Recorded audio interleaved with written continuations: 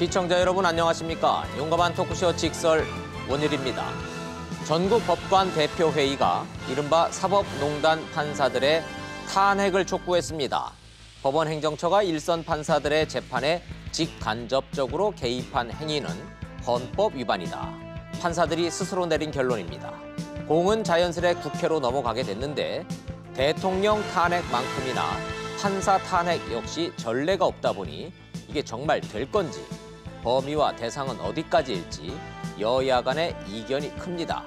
안 그래도 꽉 막힌 예산 정국이 더 막힐 것 같습니다. 헌정사상 초유로 판사들의 동료 판사 탄핵 촉구, 그 앞과 뒤, 그리고 깊은 속까지 오늘 직설이 자세히 다뤄드리겠습니다.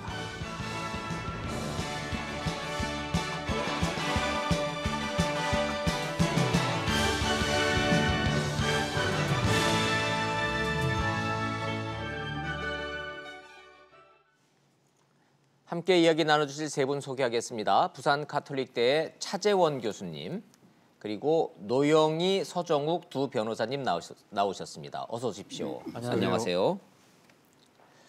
말씀드린 듯이 동료 판사를 탄핵해야겠다. 전국 법원을 대표하는 판사들이 모여서 갑론을박 끝에 내린 표결까지 거친 결론입니다. 어떤 대목이 헌법 위반이라는 걸까요? 먼저 판사들의 목소리부터 들어보시고 토론 시작하겠습니다. 양승태 사법부 사법농단 사건에 대해 전국 법관 대표들이 징계 절차 외에 탄핵 소추 절차까지 함께 검토돼야 할 중대한 헌법 위반 행위라는 데 의견을 함께했습니다. 3시간 넘는 경론 끝에 참석자 105명 중 찬성 53명, 반대 43명으로 가결됐습니다. 판사들은 사법농단 사건을 재판 독립 침해 등 행위라 부르면서 구체적으로는 법원행정처 관계자가 정부 측 관계자와 재판 진행 방향을 논의하거나 의견서 작성 등을 해주거나 일선 재판부에 특정한 내용의 판결을 요구하고 재판 절차 진행에 관해 의견을 제시한 행위로 규정했습니다. 강제징용 피해자들이 제기한 손해배상 소송이나 통진당 의원들의 지위 확인 소송 등에 부당하게 개입한 것이 재판 독립을 침해했다고 본 겁니다. 법관 대표들이 탄핵소추까지 검토돼야 한다고 한 건 탄핵소추가 국회 고유 권한이란 점을 감안해 표현 수위를 낮췄기 때문인 걸로 보입니다. 하지만 명시적으로 촉구라는 말만 안 썼을 뿐 사실상 탄핵소추가 필요하다는 데 뜻을 모았다고 할 수 있습니다. 법관 대표회의는 논의된 내용을 오늘 김명수 대법원장에게 전자문서 형태로 전달할 예정입니다. 관련된 판사들을 탄핵해야 하겠다라는 의견은 김명수 현 대법원장에게 전자결제 상황으로 보고됐다라는 얘기가 좀 있습니다. 변호사님들한테 먼저 이것부터 좀 여쭤보고 좀 시작하도록 하겠습니다. 노영희 변호사님, 네. 변호사한테 판사는 어떤 사람들입니까? 기본적으로. 기본적으로 우리의 목숨줄을 쥐고 있는 사람이라고 봐야 되겠죠. 모든 소송에 있어서 재판정에 들어가면 판사가 신이죠. 그렇죠. 판사가 왕이고. 그렇죠. 검찰에 들어가면 검사가 왕이고, 경찰서 들어가면 경찰이 왕이고, 그러면 재판장 들어가면 판사가 왕이고. 일반 시민들 입장에서 검찰 들어가서 들어갈 경우 별로 많지 않고 재판 받아본 경험이 별로 없으니까 국민들 입장에서 생각해보면 검찰 들어갔을 때 검찰이 무섭습니까? 변호사 입장에서 보면은 재판정 들어갔을 때 판사가 더 무섭습니까? 판사가 당연히 무섭죠. 왜냐하면 검사가 무슨 행동을 하든 자기 마음대로 어떤 식의 판단을 내리던 한 번의 기회가 남아있잖아요. 재판장 가서 우리가 싸우면 되니까. 재판에서 싸운다. 네, 근데 법원은 이제 끝이잖아요. 아하. 변호사한테도 검사보다는 판사가 더 무섭군요. 저는요, 솔직히 말씀드리면요. 예. 판사도 싫고 검사도 싫고 변호사도 좋다, 싫고 다 싫어요. 좋다 싫다를 좋다 여쭤보는 싫다가 게 아니고. 왜 좋다 싫다냐면 자기네 마음대로 다 할 수 있기 때문이에요. 그 얘기가. 이거 마음대로 하나요? 법대로 하는 거지. 그러니까 아니잖아요. 요즘에 아니잖아요. 딱 보니까. 법대로 하는 판사님들이니까. 하여튼 변호사님들한테도 판사가 세긴 세네요. 그럼요. 서 변호사님한테 판사는 어떤 사람들입니까? 저는 이게 한마디로요. 바로 이게 국가 사법권의 상징과 같다. 상징이다. 예를 들어 상권 분립 있잖아요. 입법, 행정, 사법. 바로 이게 사법권의 상징인데 저는 이게 재판할 때 꼭 들어갈 때 90도, 나올 때 90도로 절을 합니다. 그러게 판사 개인한데. 판사 재판정에 들어가면 들어갈 때 90도로 절을 해요? 나올 때 90도. 그러게 개인한테 제가 절하는 게 아니고 바로 이게 국가 사법을 상징하기 때문에 저렇게 국가 사법권을 존중하는 의미에서 절을 하는 거고요.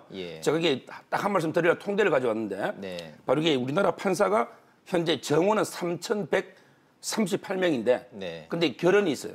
따라서 이게 2,905분이 있습니다. 보통 언론에서는 판사 3,000명, 네, 2,905분. 1,500명 이렇게 근데 얘기해요. 이분들이요. 예. 평균 처리하는 사건이 1년에 바로 이게 1,233.9건, 예. 1,234건.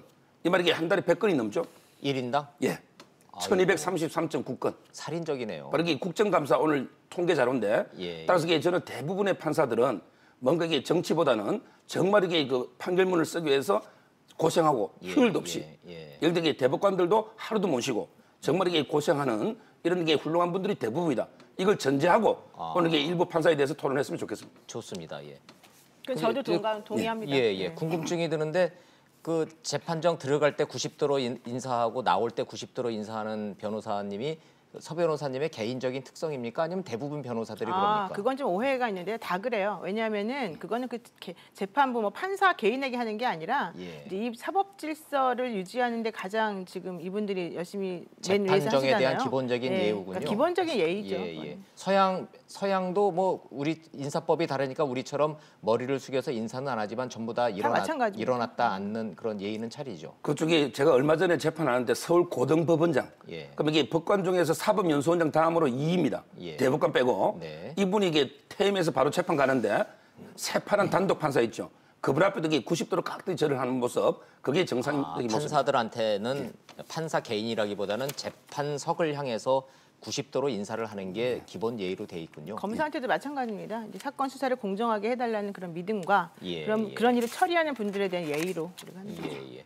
뭐 차 교수님 뭐 개인적으로 검사나 판사들한테 90도로 인사해 본 적은 없으실 것 같고 일반 시민 입장에서 판사들은 어떤 존재인가요? 제가 사회부 기자를 조금 한 적이 그러니까 사회부 기자 하면서 법조를 조금 출입한 적이 있습니다. 네네. 그때 당시 뭐 판사나 검사를 만난 적도 있었지만 제가 기자였음에도 불구하고 판사 검사에 대해서는 나름대로는 일종의 뭡니까 이 그 격식을 갖춘달까요? 예. 예를 차린달까요? 뭐 그런 걸 상당히 나름대로 좀 조금 느꼈던 그런 측면이 있습니다. 그러니까 일반 사람들이 사실 판사나 검사를 바라보는 눈은 상당히 그보다 더 상당히 또 더 뭐랄까요 조금 그 마음적으로 상당히 조금 더 경외심을 가지는 측면이 있는 것이죠. 아까 두 분의 변호사님이 말씀하셨는데 뭐 저는 우리 일반인들이 보는 판사의 보는 시선을 딱 두 분이 또 그 반대 측면에서 다 지금 이야기를 한 것 같아요.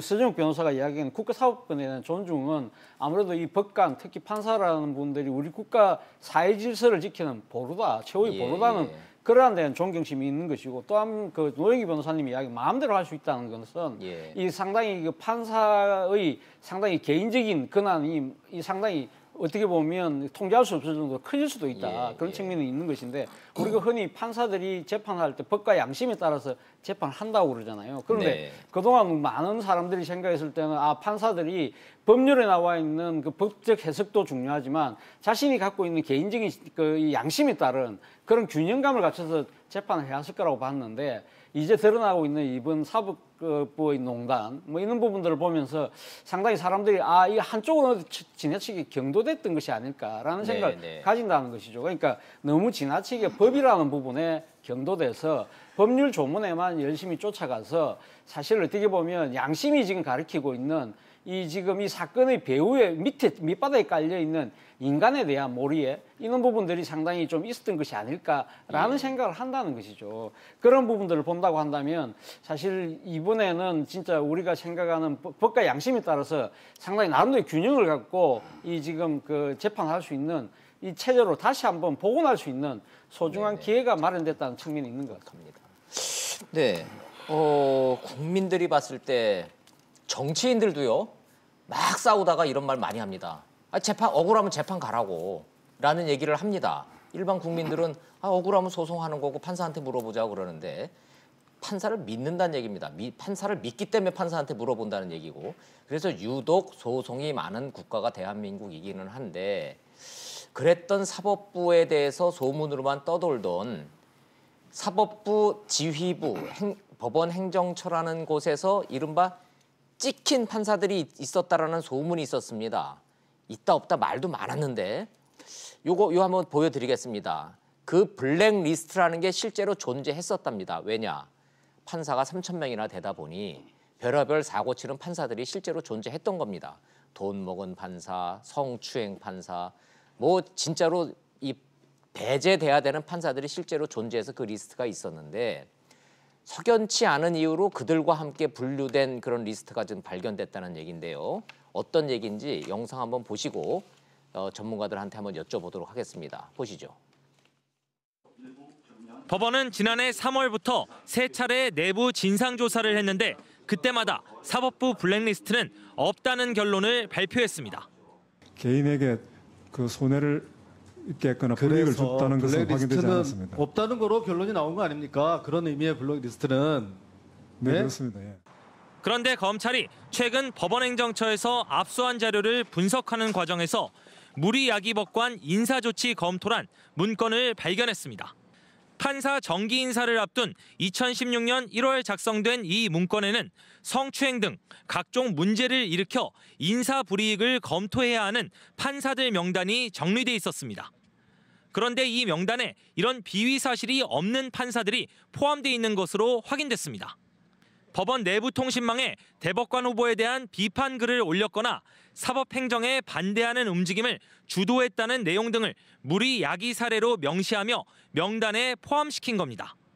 일부 판사에 대해선 검토에 그치지 않고 실제로 인사상 불이익을 준 내용도 기록돼 있습니다. 검찰은 법원행정처가 이런 문건을 2014년부터 지난해까지 매년 작성한 것으로 보고 있습니다. 검찰은 법원행정처를 비판했다는 등의 이유만으로 명백한 잘못이 있는 법관들과 묶어서 관리했다는 점에서 이 문건이 사법부 블랙리스트에 해당한다고 보고 수사에 나섰습니다. 이 정도 되면 시청자 여러분들도 판사들이 왜 이렇게까지 뿔이 났고 왜 이렇게까지 경로해 있는지 대충 감이 잡히실 겁니다. 이른바 무리야기 법관. 잘못한 법관이란 뜻입니다. 뇌물받고 성추행하고 비위가 있는, 문제가 있는 법관들. 이런 법관들 관리해서 인사상 불이익 주는 건 너무나 당연한 일인데 지도부를 비판하는 글을 올렸다는 이유만으로 개혁적인 성향을 가졌다는 이유만으로 그들과 함께 묶어서 인사상 불이익을 주는 블랙리스트가 존재했다. 이렇게 관련돼 있는 이런 판사들은 탄핵해야 된다. 다시 이제 원점으로 돌아가도록 하겠습니다. 그래서 노 변호사님부터 여쭙죠. 저런 그 블랙리스트가 존재했다. 동의하시는 거죠? 저 정도 상태되면. 저 정도면 그렇죠. 블랙리스트죠. 예, 지금 저 송모모라고 되어 있는 송 부장판사 같은 경우에는 원래 이제 경향 교류 원칙이 적용이 돼야 되는데 수도권에서 4년을 근무했단 말이에요. 수원에서. 예. 그런데 그분이 원래 서울에서 근무할 시기에 수원에서 했기 때문에 당연히 그다음에 서울에 와야 예. 되는데 통영으로 발령이 났잖아요. 통영지법이죠. 네, 통영지원이죠. 그래서 예. 통영지원으로 발령이 났는데 그 이유가 이제 2차례에 걸쳐서 양승태 전 대법원장이 한 인사에 대해서 예. 이제 반대하는 그런 목소리를 냈다는 거죠, 사실은. 그런 것들이 있고 또 여러 가지 현실적인 문제. 예컨대 지금 박병대 그 전 대법관 같은 경우는 2015년 7월달에 이규진 대법원 그 양형실장이 거기서 재직하고 있을 때 인권과 사법제도라고 하는 그런 그 모임이 있는데 판사들의 그런 진보성향 모임에 대해서 강력하게 제재하라는 것을 구체적으로 이제 지시했다는 게 나왔지 않습니까? 그런 얘기를 보게 되면 현실적으로 양승태 전 대법원장 휘하의 법원 행정처에서는 본인들의 목소리하고 다른 목소리를 내려는 움직임 자체를 아예 묵살하려고 하는 시도가 있었었고 그게 지금 현재까지 이제 일어난 나비 효과의 아마도 원조가 아니었을까 생각합니다. 시작은 저기서 되는 거죠. 그렇죠. 그러니까 단독 판사도 저 블랙리스트에 올라가면 아예 재판을 중요한 걸 맡기질 않는 거고 인사로 모든 거를 판사들을 컨트롤하려 했었다. 그런데 국가를 그게 조작했다는 거죠. 그리고. 말로만 한 게 아니라 문건이 나왔다. 지금 이게 검찰 내용인 것이고 이거를 받아들은 일선 판사들이 대표자 회의를 다 모여서 회의를 했는데 그 윗선에 있는 분들 양승태 전 대법원장부터 형사처벌은 별개의 문제인 거고 우리 스스로도 뭐를 하자. 관련된 법관들 동료지만 탄핵하자 이런 얘기인데 일단 제일 궁금한 거 서정욱 변호사님. 물리적으로 탄핵이 가능합니까? 물리적으로요? 첫째, 그 전에 전례가 있나요? 전례는 이게 탄핵이 의결된 전례는 없는 걸로 알고 있습니다. 없죠. 두 번의 케이스가 있었는데 한 번은 이게 72시간이 지나서 자동 없어졌고 한 번은 이게 부결된 건이 있었죠. 과거에 그 신영철 법관 부장판사 얘기하는 거죠. 그러니까 옛날 얘기는 빼자고요. 그러니까 대한민국 70년 헌정 사상에 대통령 탄핵이 처음인 것처럼 법관을 탄핵하고자 했던 시도도 없었어요. 좋습니다. 그렇다면 지금 그 다른 데도 아니라 판사들이 지금 판사들을 탄핵하자 이렇게 촉구를 예. 하는 건데 이걸 국회로 그냥 공을 이렇게 넘겨버리면은 국회에서는 가능해졌나요? 저는 이게 어렵다고 보고 개인적으로도 탄핵을 이게 반대하는 게요. 제가 이제 그 헌법 조문을 좀 적어왔습니다. 예. 예를 들어 이게 탄핵이라는 게 대통령하고 다른 이게 국무위원이나 판사들하고는 좀 구별할게. 네. 예를 들어 이게 대통령은 내란이나 외환죄 외에는 형사소추 특권이 있죠. 네. 따라서 이게 대통령이 범죄를 저질렀는데 그럼 이게 물러나게 할 방법이 탄핵 외에는 없죠. 없지요. 근데 법관은 어떻습니까? 바로 이게 우리 헌법 106조입니다. 네. 헌법 106조에 보면 법관은 탄핵 또는 금고 이상의 형의 선고에 의하지 아니하고는 파면되지 않는다. 네. 이 말이 이게 법관은 형사소추 특권이 없어요. 그렇죠. 이 말이 이게 금고 이상의 형이 선고되면 자동 이게 파면되죠. 예. 자, 그렇다면 옷을 벗는 거예요. 그럼 이게 지금 논란이 되고 있는 사건이 있죠. 그럼 이게 검찰이 80여 명 수사하고 있죠. 네. 그럼 이게 검찰이 수사해서 나중에 법원이 재판해서 금고 이상의 형이 되면 자동 파면되죠. 네. 근데 그 절차를 진행하고 있는데 국회에서 조사도 안 하고 이게 탄핵하는 게 맞느냐 이게. 네, 우리 예, 이게 좋습니다. 예, 서 변호사님. 한 말씀만 더. 예. 바로 이게 우리 형사법의 가장 중요한 원칙. 예. 헌법에 직접 규정된 게 바로 이게 헌법 27조 사항입니다. 예. 뭐냐면 형사 피고인은 유죄의 판결이 확정될 때까지는 무죄로 추정한다. 네. 이게 가장 중요한 원칙이에요. 바로 이게 무죄 추정 원칙이에요. 그럼 이게 지금 탄핵이 논의되고 있는 법관들도 당연히 무죄 추정 원칙이 적용되죠. 네. 그럼 이게 무죄 추정 원칙이고 검사가 수사하고 있는데 기소도 안 하고 판결도 안 하고 무조건 이게 국회에서 탄핵부터 한다? 이게 말이 되느냐는 거죠. 예. 따라서 이게 탄핵 반대하는 반대 논리에 대해서 반대하는 측의 목소리를 서 변호사님이 조목조목 잘 정리를 좀 해주셨고 그럼 얘기 나오신 잠깐만 김에 한마디만 예, 드릴게요. 찬성하는 쪽 논리도 있잖아요 지금. 네, 그렇죠. 지금 중요한 거는 전국 법관 대표회의에서 탄핵을 건의하기로 좀 이게 됐다는 거 아니겠습니까? 의견을 모은 거죠. 예, 다른 사람들이 지금 하는 게 아니잖아요. 우리가 하는 게 동료 아니라 판사들이 그러는 그렇죠. 거잖아요. 그 본인들이 지금 그렇게 예, 해야 된다고 주장을 하는 것이고. 이른바 셀프 탄핵. 예, 이게 이제 국회를 넘어가게 되면 탄핵 절차가 있습니다. 네. 그러니까 3분의 1 국회의원 제적의원의 3분의 1이 발의를 해야 되고 네. 또 2분의 1 이상이 이제 통과를 시키게 되면 되는 건데요. 지금 네. 민주당이 129석이고 나머지 뭐 민주평화당이라든가 정의당 이런 분들까지 합치면 151석이 돼요. 예. 그러니까 제가 봤을 이론적으로 때는 가능하죠. 지금 서 변호사님은 이제 아마 실질적인 의미에서 탄핵이 좀 힘들지 않겠냐 말씀하셨겠지만 네. 제가 봤을 때는 탄핵은 갈 것 같아요. 문제는 네. 탄핵을 그렇게 했다 하더라도 이게 헌법재판소에서 결정하는 건데 네. 거기에서 이것을 뭐 어떤 식으로 결정 내릴지는 두 번째 문제이고 일단 탄핵까지는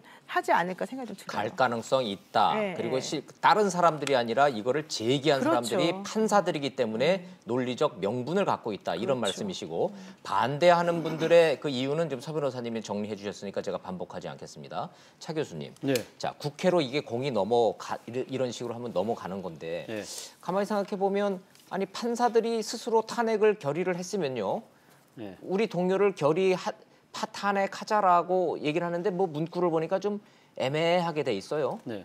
그리고 뭐 대법원장한테 이거를 좀 건의를 한다고 그러고. 그렇죠. 이 지금 전국 법관 회의 대표자 회의 자체가 대법원장의 자문기구 형태이기 때문에 자문기구니까. 대법원장에게 앉아 넘기는 거죠. 그럼 이 결정은 법적 구속력은 없는 겁니까? 일단 뭐 구속력은 없죠. 그러나 그러니까 없다. 대법원 그러니까 지금 내규상으로 이제 법관 대표자 회의라는 것이 만들어진 거 아닙니까? 그렇다고 네. 하면 이 대법원 내부에서의 이제 그러니까 공이 일단 대법원장으로 갔으니까 대법원장이 어찌할지는 네. 아마 상당히 신중하게 판단을 하겠죠. 그러나 어쨌든 지금 그 전국 그 법관 대표자 회의에서 이렇게 동료 법관들에 대해서 네. 그러니까 상당히 문제 있는 특히 헌법을 위반한 그 법관들에 대해서는 이제 국회가 탄핵 소추를 해야 된다는 식의 의견이 지금 공표가 됐기 때문에 일단 예. 뭐 지금 대법원장에게 사실상 공을 넘긴 거지만 실질적으로는 국회에 지금 공이 넘어왔다고 봐야 되는 것이죠. 그렇다고 그렇죠. 한다면 지금 뭐 일각에서 사실 그 문제 법관들에 대한 그 국회 차원의 탄핵 소추 논의가 정치권에서 제의가 됐던 건 사실이었거든요. 네. 그러나 이제 이 그 전국 그 법관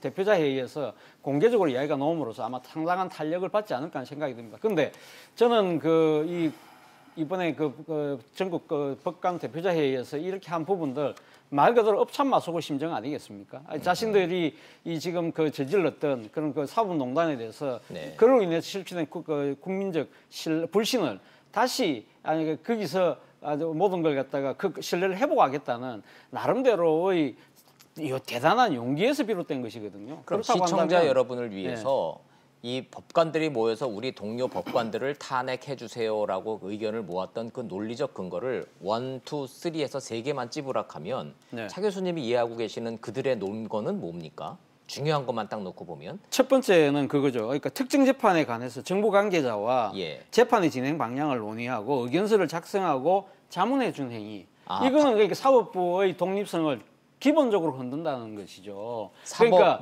지금 그러니까 삼권 분립이라고 한다면 그럼 사법부는 행정부의 그런 의견이나 이런 걸 갖다 모르겠습니다. 그러니까 재판하는 과정에서 만약에 이렇게 외교부의 의견을 한번 내보시오 이래서 참고를 하는 건 몰라도 그러니까 행정부가 먼저 우리 국정의 차질 비전이 대법원장, 그러니까 법원 행정처장 들어오시오 해서 이런 식으로 우리가 이런 식으로 하면 국정에 부담이 있으니 이런 식으로 재판해 주시오 하는 거하고는 다르다는 것이죠. 이건 명백하게 사법부의 독립을 침해한 것이죠. 그리고 두 번째는 이 법원, 그러니까 대법원의 그러니까 이 지도부가 일선재판부에 연락해서 특정한 내용과 또 방향대로 판결을 요구하고 또 재판 절차에 대해서 여러 가지 의견을 제시했다. 그것은 지금 앞서 우리 최종욱 변호사가 이야기했듯이 그 법관 그 고유의 그런 독립성을 침해하는 것이죠. 그러니까 법과 양심에 따라서 재판하도록 헌법이 규정하고 있는데 그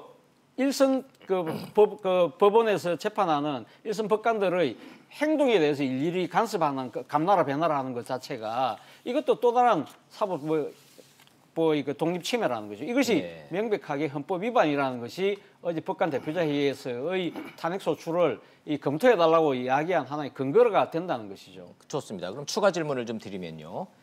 법원 행정처라고 하는 무소불위의 기관에서 판사들에게 이러이러한 행위를 했다라는 게 잘못됐다라는 건 지금 쭉 설명을 드렸으니까 됐다 치고 문제는 그 압력을 받았다라고 지목된 그분들의 행위는 어찌 보면 피해자일 수도 있지 않나요? 그럼 그분들이 다 거기에 같이 동조를 했고 오히려 더 나서서 재판에 그 영향을 미치고 그런 정황이나 근거도 있습니까? 지금 이제 양승태 전 대법원장을 포함해서 대법관급에 연루된 사람이 10명 정도가 되고요. 그렇죠. 나머지 이제 부장 판사님이라든가 먼저 이런 분들이에요. 그런데 실질적으로 이분들은 그 법관이라고 하면 양심과 법에 따라 독립적으로 본인의 판단하에 모든 걸 행해야 된다라고 하는 걸 아는 사람들이고 그분들이 그렇게 행하지 않는다라고 해서 그분들에게 신체적인 불이익을 주거나 이렇게 할 수가 없다는 것을 스스로 아는 사람들이고요. 이분들이 재판할 때 항상 뭐라고 얘기를 하냐면 불법이라고 하는 것 혹은 위법한 상사의 그런 지시에 따르는 것도 너는 역시 형사처벌 대상이다라는 걸 항상 몸으로 실천했던 분들이거든요. 좋습니다.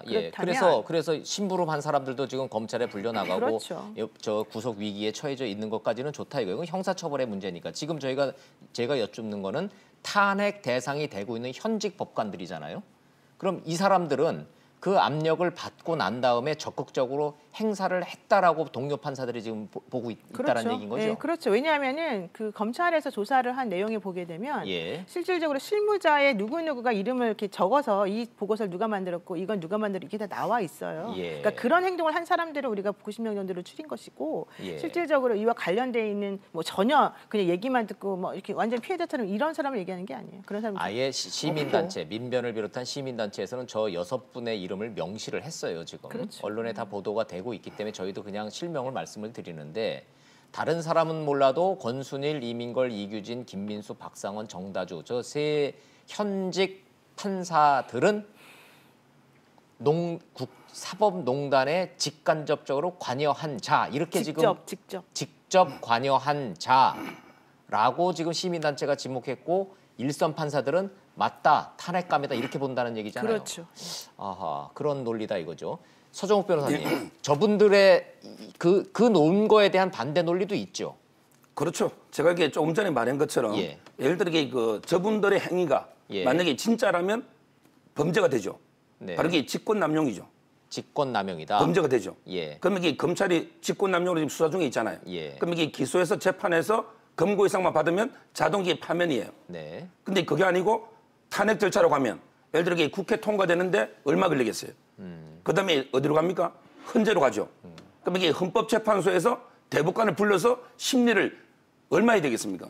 최소한 이게 1년 이상 해야 되겠죠. 그럼 이게 대법관이 헌재 가서 심리를 하는 거예요.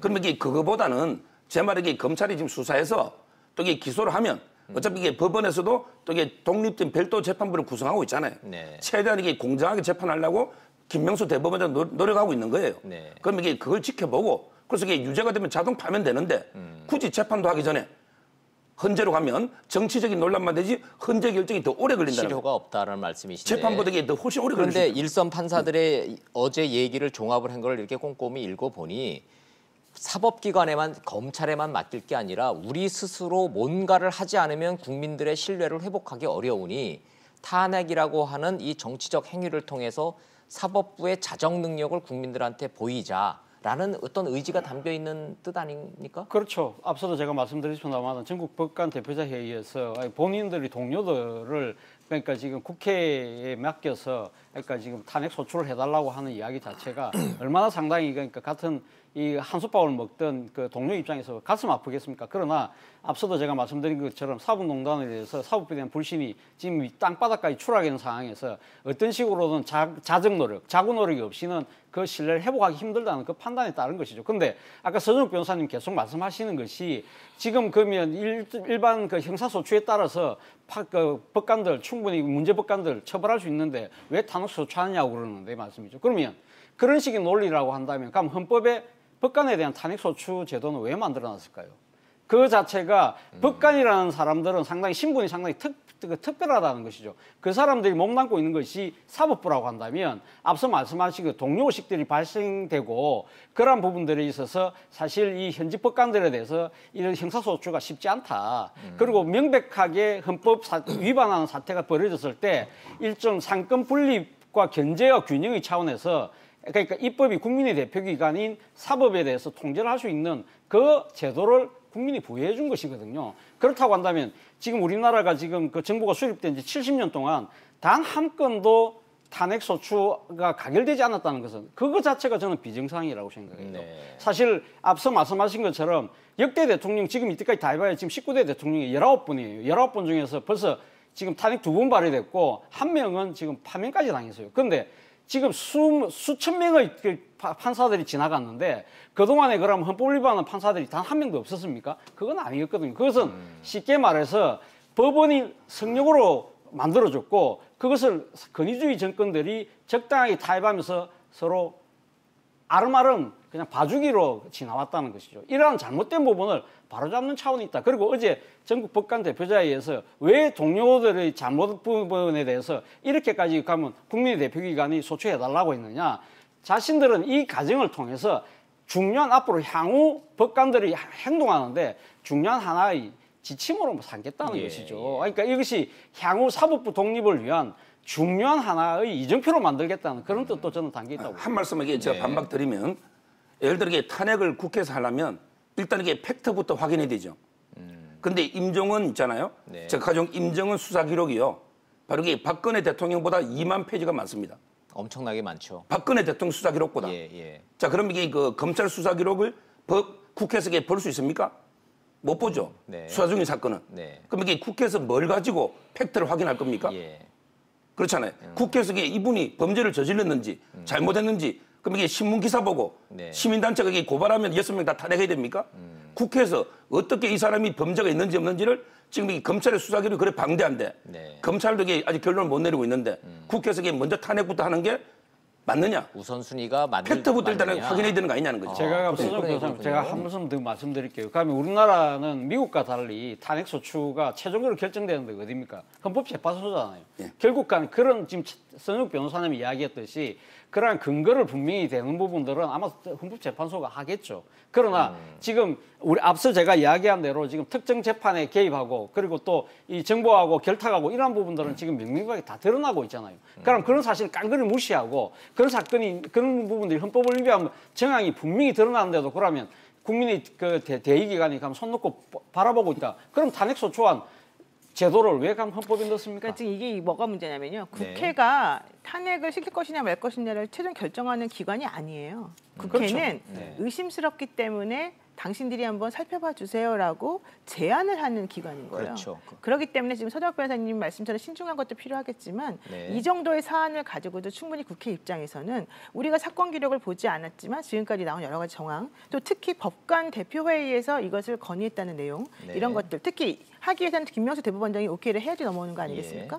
대법원장이 오케이한 이 사안에 대해서는 당연히 해야 되는 게 아니냐라고 지금 얘기를 하고 있는 거죠. 좋습니다. 그렇다면 시청자 입장에서는 박근혜 전 대통령 탄핵 과정을 복귀를 순간적으로 좀 하실 것 같은데 우리가 한번 해보자고요. 그러면 국회가 탄핵안을 의결을 하려면 판사는 대통령보다 요건이 훨씬 낮으니까 100명만 의결해서 발의안 내면 발의되는 거죠. 그렇죠. 3분의 1 발의니까. 그리고 재적의원의 절반만 찬성하면 된다니까 150명 이상만. 노회찬 의원이 사망하셨으니까 정원이 300명이 아니라 지금 299명이니까 151명도 필요 없는 거잖아요. 150명이면 가결되는 거잖아요. 네. 그러면 민주당, 평화민주당, 정의당 세 개 합치면은 151석이니까 이론적으로는 가능하다 보고 문제는 헌재 가서 검사 역할을 해야 되는 게 국회 법사위원장이잖아요. 근데 여상규 법사위원장이 자유한국당 의원 아닙니까? 맞습니다. 그렇다면 특히 여상구 의원은 판사 출신이시기 때문에 법원에 대한 사법부에 대한 무한 신뢰를 갖고 계시는 분인데 이분이 협조하실까요? 이런 현실적인 문제도 좀 있지 않습니까? 저는 이게 박 대통령 탄핵을 복귀해 보면요. 그때 이게 보수 야당 지금 이게 자유한국당이죠. 네. 그 중에 상당수가 탄핵에 찬성하면서 바른당 바로 이게 만들어 탈당했잖아요. 그렇죠. 따라서 이게 사실상 여야 합의가 됐기 때문에 탄핵이 가능했던 거고요. 그렇죠. 저는 이게 자유한국당이든 누구든 이게 강력하게 당론으로 반대하면요. 뭐 상식적으로 숫자로는 150이 과반될지 몰라도 실제로 이게 통과가 어렵다고 보는 거고요. 그 말씀은 민주당 내에서도 이 막상 투표결 들어가면 반란표가 나올 수 있다는 말씀이세요? 그렇죠. 예를 들어 판사들도 뒤집어 얘기하면 개혁 성향의 무소속 의원들이 찬성할 수도 있잖아요. 탄핵은 항상 이게 무기명 투표 아닙니까? 그럼 이게 여당 의원 중에도 야 이거 탄핵까지 과하다고 보는 사람도 있을 수 있고 또 이게 한편으로는 하다못해 친구나 친척도 있을 수 있잖아요. 판사가 하다못해 그러니까 그거 친척이라 뭐 저기 하겠어요. 제 말은 이게 무기명 투표고 당론 투표가 아니면 장담 못한다는 얘기예요. 그렇죠. 서 변호사님 말씀은 여당도 표단 쉽진 않다는 저는 서정 변호사님 말씀 들으면서 그럼 자유한국당을 소위 말해 보수 야당에 가면 의원들은 그 사람들 가면 양심도 없고 그럼 독립적으로 판단하지 않습니까? 모든 게 다 당론으로 따라갑니까? 그렇지는 않다는 것이죠. 그리고 또 이 자유한국당이 지금 반대하는 입장이지만 저는 이분들이 민심의 동향을 누구보다도 그러니까 예민하게 바라보는 분들이거든요. 이 지금 그러니까 전국 법관 대표자 회의에서 이 지금 결의가 됐다는 그 자체를 국민들이 과연 어떻게 받아들일 것인가. 그러한 부분들도 저는 아마 지금 반대하고 있는 보수 야당 입장에서도 상당히 아마 무겁게 받아들일 가능성이 높다는 것이죠. 그렇기 때문에 지금 여기에 앉아서 표 계산한다는 것 자체는 저는 의미가 없다고 보는 것이고 저는 이 현직 법관들이 동료 법관들이 잘못한 부분에 대해서 국민의 대의기관에게 결정을 내려달라고 하는 그렇게 결정했다는 그 자체가 저는 더 우리가 무겁게 받아들여야 될 것이 아닐까 생각합니다. 저는 이게 법관 대표에 자꾸 말씀하시는데요. 어제 105명 중에 한 표 차로 그만큼 판사들도 반반 팽팽했다는 거예요. 아니 53대 43이었어요. 그러니까 아니 과반은 105명 중에 한 표가 기권이니까. 지금 서 변호사님이 무슨 말씀하시는 건지를 저희가 표로 보여드리게. 보십시오. 표로 보여드리면은 시청자 여러분들이 이해가 되실 겁니다. 105명의 이른바 소장 판사들, 평판사들이 모여서요. 대표들입니다. 96명입니다. 찬성이 53명이고 반대가 43명이니까 10표 차로 가결이 됐는데 9명이 기권표가 있어요. 이게 기권하신 분들의 사실은 생각은 찬성 안 한 분들이거든요. 그렇죠. 찬성하면 이게 찬성했겠죠. 왜 기권했겠어요? 그래서 그러려면 반대를 했겠죠. 그러려면 반대를 했겠죠. 그분들은. 자, 그다음 두 번째. 그러려면 반대를 했을 당연하죠. 것이다. 그러니까 그분들은 여기에 대해서 우리가 그런 가정을 할 필요가 전혀 없는 거예요. 왜 자꾸 그런 가정을 그럼 이게 기권은 빼더라도 제 말은 이게 43표면 거의 상당수 한 40% 가까이는 지금 반대하고 있는 거죠. 기권 빼더라도. 다수결로 찬성으로 결정이 돼서 의견서가 나온 거죠. 이거는. 그러니까요. 제 말은 이게 법관의 어떤 압도적인 다수가 탄핵을 이렇게 찬성하는 건 아니다. 상당히 법원 내에도 기류가 팽팽하다. 노 변호사님 이걸 이렇게 말씀드리는 저는 참 이게 말씀을 들어보면 좀 아이러니하고 좀 타당하지 않은 혹세 무민이다 생각해요. 이 차주환 변호사 말이. 왜냐하면 법관들은 기본적으로 자기를 누군가가 평가할 수 있다는 생각을 하지 못하는 사람들이에요. 왜냐하면 자기들이 항상 남을 평가했던 사람들이고 본인들은 독립적으로 생각해서 판결을 했으면 되는 것이다라고 하니까요. 진짜요? 그럼요. 그런 분들의 스스로가 인사에는 굉장히들 민감하시던데. 그러니까 이제 자기네끼리만 하는 거예요. 자기네끼리만. 근데 제가 만나본 고위 법관들은 인사에는 굉장히 민감하시던데요. 그러니까 그건 자기네끼리에서의 내부적으로 안에서 얘기인 것이고 그 내부적인 집단의 결속이형이라고 하는 것은 바깥에서 보기엔 상상할 수 없을 정도인데 그런 사람들이 지금 10표나 넘게 10표 차이로 지금 찬성을 의결했고 실질적으로 기권이 9명 있었다는 얘기는요. 또 게다가 전체 법관 대표의 인원이 119명이거든요. 근데 지금 105명 왔잖아요. 그 얘기는 압도적 다수라고 봐도 된다는 뜻이에요. 지금 서대 변호사님은 압도적 다수가 아니다. 그냥 다수라고 얘기하겠지만 무슨 압도적 다수가 왜 필요해요? 다수면 되는 거지. 아니 근데 중요한 건 그게 아니에요. 저는 사실 그 안동 그러니까 대구지방법 안동지원에서 6명의 소속 판사가 그 탄핵 소추 그 검토 의견을 냈을 때만 하더라도 저기 정식 안건으로 발의될까? 저는 그 생각을 했었어요. 전체 법관 회의에 최소한 10명, 20명 모아야 된다고 그러는데 10명. 그거 10명입니까? 그러니까 그 정도라도 정말 저는 놀라웠어요. 사실 제가 접해봤던 그 법원 조직이라는 그 자체가 갖고 있는 진짜 그 보수성 그런 부분들을 생각했을 때 같이 또 한솥밥을 먹었던 이 동료들 아닙니까? 그런 부분들에 대해서 과연 판사들이 저런 기류에 동의할 수 있을까? 그리고 저는 어제 뉴스 듣고 정말 놀랐습니다. 우리나라의 지금 그 일선 그 법원에 계신 그 판사들이 이 사태에 대해서 얼마만큼 공분하고 스스로 부끄럽게 느끼고 그러한 부분을 분명히 느낄 수 있다는 거죠. 물론 거의 절반에 가까운 분들은 또 반대 생각을 갖고 있지만 저는 절반에 가까운 사람들이 이 사실에 더 공분하고 이 부분에서 신뢰를 회복해야 되겠다고 하면서 자정의 노력을 했다는 그 자체를 저는 더 크게 받아들여야 되지 않을까 생각합니다. 사실은 뭐 절반이 반대했다는 것보다는 절반보다 조금 더 많은 사람이 이렇게 동참했다는 그 자체가 저는 법원의 혁명적인 변화를 지금 우리가 목도하고 있는 것이 아닐까 생각이 듭니다. 법원의 혁명적 변화 상황이다 이렇게 지금 말씀하고 계시기 때문에 일반 시청자들 입장에서는 뭐 법원 판사들 뭐 대충 알겠지만 속속들을 어떻게 알겠습니까? 저희가 이런 혁명적 상황을 거치고 있는 법원 얘기를 지금 하고 있습니다. 그중에 상징적인 분이 검찰에 불려 나왔어요. 박병대 전 대법관. 이분 참 정말 상징 중에 상징이었는데 임종원 전 차장 구속됐고 박병대 대법관이 14시간을 지금 조사를 받았는데 노 변호사님, 딱 감으로 봤을 때 박병대 전 대법관까지 구속영장 청구하려고 저렇게 그 공개 소환하고 한다. 그렇죠. 어제 14시간 정도 기준은 그래요? 네, 어제 14시간 정도 공개 소환하고 14시간 반 정도 사실은 소환해서 이제 조사를 마치고 오늘 그러니까 어젯밤 12시에 이제 끝난 다음에 오늘 또다시 소환해서 부른다고 해요. 그 얘기는 무슨 얘기냐면 신병 처리를 지금 빨리 결정하겠다라고 하는 뜻으로 지금 보이고 영장 친다는 얘기인가요? 신병 처리는 결국 영장을 신청할 가능성이 높다는 거죠. 왜냐하면 박병대 전 대법관이 혐의 사실을 대부분 부인한 데다가 본인은 나중에 알았다. 과잉 충성이다 이런 식으로 얘기하면서 양승태 전 대법원장과의 연결성을 전부 다 끊어버렸다는 얘기예요. 검찰 얘기는. 그렇다라고 한다면 이 상황에서 임종원 전 차장도 마찬가지로 그런 식으로 행동하다가 영장이 결국에 신청됐고 결국 발부됐거든요. 그래서 지금 박병대 전 대법관에 대해서도 그렇게 할 가능성이 매우 높다라고 지금 판단을 하고 있는 거죠. 요 대목에서 국민들이 궁금해하는 거 본인은 사심 없이 이랬다는 거잖아요. 사심 없이 이랬다라는 말을 유독 강조하시는 걸로 봐서는 직권 남용한 거 없다라는 뜻으로 해석이 될 텐데 국민들 입장에서 보면 검찰은 뭐를 문제 삼고 있고 본인은 뭘 부인하는 거예요? 저기서 사심 없이 이랬다라고 하는 것은 내가 원해서 그런 행동을 한 게 아니다라고 하는 걸 말하는 거죠. 그럼 시켜서 했단 얘기예요? 그거를 저는 애둘러서 표현하는 것이고 그 당시에 위에서 시켜서 하는 그런 행동 여러 가지 것들은 우리는 이게 옳은 것이라고 믿었다라고 저는 또 이제 해석을 할 수 있다고 봐요. 예를 들면 징용 관련 재판에 시간을 질질 끌고 외교부의 의견을 접목을 시키고 그 의견을 나누고 이런 거 한 거 다 시켜서 한 거다는 뜻이라는 말씀이세요? 그런 거 전부 다 위에서 시킨 것도 있고 그렇게 하는 것이 대의적으로 맞다라고 하는 당시의 분위기 때문이었다라는 식으로 지금 생각을 하고 있는 것으로 보이고요. 그렇다라고 한다면 혐의 사실을 부인하는 것이고 이 상황에 대해서 전혀 생각하지 않고 있다라는 것이기 때문에 검찰 입장에서는 저런 식으로 대답한 사람에 대해서 영장을 청구하지 않을 수가 없는 거죠. 영장 친다고 보시네요. 영장을 칠 가능성이 높다고 보는 거죠. 자, 서 변호사님. 저도요. 현재 그 대법관 중에 그 민희령 대법관은 참고이니까 빼고요. 현재 비공개로 차한성, 그다음에 그 공개로 박병대 두 분에게 그 소환했잖아요.